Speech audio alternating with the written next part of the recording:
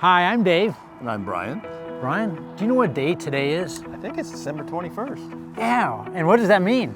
It means it's the first day of winter. It's cold. Yeah, and a very, very, very short day. Yeah.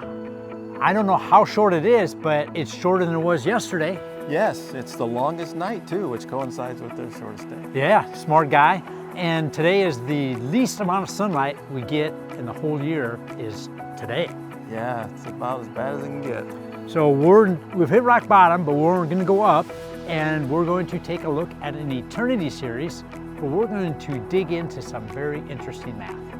And then we're going to go a little different direction and dig deeper into some probing questions about life.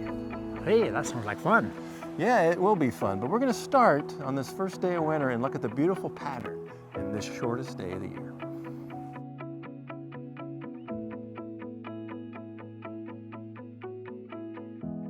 Well, Jack, you know, both you and I, we live in the great city of Des Moines, Iowa. Yep.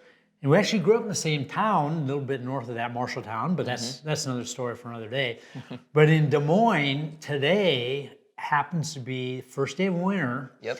And that means we have the least amount of sunlight of any day of the year. Yeah. So do you happen to know what is the sunrise this morning? Well, it is, I think it's 7:38. 7:38, okay. And then the sun set? About 5 o'clock, 4:48. So that gives us about 9 hours and 10 minutes of sunlight today. And it's the shortest day we have all year. You could kind of say we've hit rock bottom, right? Doesn't get any worse than this, you know? So, so today, after today, things are looking up as far as sunshine. And would you have a guess as to like what day has the most sunshine? The summer. Summer, yeah, of course. And it's the first day of summer.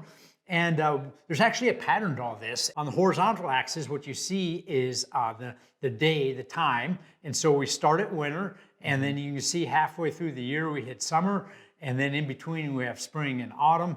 And then on the vertical axis represents the number of hours of sunlight we see each day between sunrise and sunset. Yep.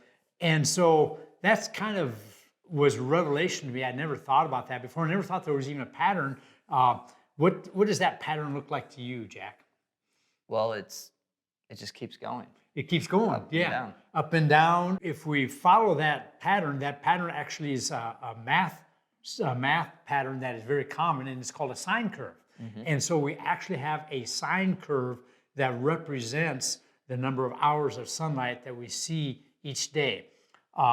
And I think that's amazing. I mean, who would have thought that when we studied the sine function, that was connected to hours of sunlight? Yeah. You know, I know it's connected to light. I know it's connected to music, connected to a lot of things we hear and see, but the number of hours we see the sun each day, I mean, that's pretty really amazing. cool. Yeah. One thing I notice is now at the beginning of winter, we're at rock bottom here in Des Moines. Then, as we follow the curve up, we see winter and spring. We reach the top and then go down with summer and autumn. So that is our pattern that repeats. Then, if we consider one cycle of the pattern in detail, notice at the start of winter and the start of summer, the curve is smooth and gentle. It does not change very much. Then compare that part of the curve to the start of spring and autumn. The curve at the start of spring and autumn has a steeper slope compared to the start of winter and summer. So Jack, what does that tell you about the number of hours of sunlight that we see in the seasons? That means that in the winter and in the summer, the days are more consistent. But Yeah. in the fall and the spring, they're changing much more. Right, yeah. And you know, I never really had thought about that before, but now that I've seen that curve, I've actually started to notice that. And so, you know, we've hit rock bottom, but the bad news is we're on a slow climb That's up. right.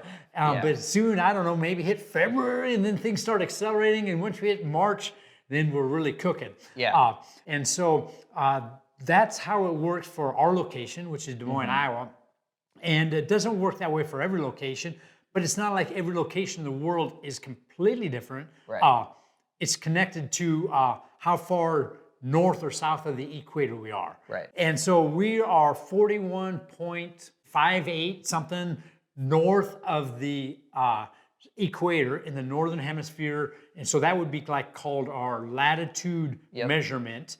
And so if we would extend that further north to the great city of, let's say, Minneapolis, Minneapolis has an interesting location. Their location is exactly 45 degrees north. And the reason why that's kind of interesting, because if you go all the way to the North Pole, we get to 90 degrees. So 45 is literally halfway from the equator to the North Pole. We can show you the curve of what their curve looks like. It's going to be slightly different than ours, but it's not a whole lot different. Where we really see the difference is when we go south of the equator. Right. And so if we would go 41 degrees south of the equator, just like we're 41 degrees north, well then, what do you think that curve is going to look like? It would be the exact opposite. Exact opposite. Yeah. So our winters is their summers is our winters. And that's hard to imagine, but that's how their normal life would be. And then, of course, in between there, if you live on the equator, what would that life look like? The amount of daylight you'd have would just be constant. Yeah. Now, that would be another interesting thing to actually experience. No change in the number of hours in daylight. So anyway, that's just kind of a neat thing to think about. And we've been given this number of, the sunlight that we see, we care about, that warms us up. We think about it sometimes like a snapshot, like, okay, today it rises at this point, sets at this point, the time in between is this number. It's like a very discrete number that we think about, and then tomorrow is going to be some other discrete point. And so there's just these random points floating out there that really aren't connected, but what we really have is this smooth curve that to me is like a motion picture, you know, and we're just taking a picture of it every day. But every 365 to 366 days, it just repeats over and over again. And all of that's there if we know the math kind of behind what we see. And so it's just a reminder that, you know, sometimes there's beautiful math hidden if we're willing to look for it. Yeah. We just scratched the surface in understanding how much sun that we see each day and each year. If you want to dig deeper into the math, I recommend this video from Vsauce. This video explains details about how the Earth moves and how that impacts sunlight. But if we want to focus on measuring how many hours of sunlight that we get each day, well, it simplifies to a sine curve. And in math, we can imagine the sine curve as a continuous flow that flows forever. But not everything will flow forever. There likely will be a day when the sun no longer shines. Now we know that we will not shine forever on this Earth. However, does that mean that everything in life will come to an end? Now, I recognize this is a grand question, but if this never-ending question intrigues you, well, let's walk with Brian and consider the possibilities.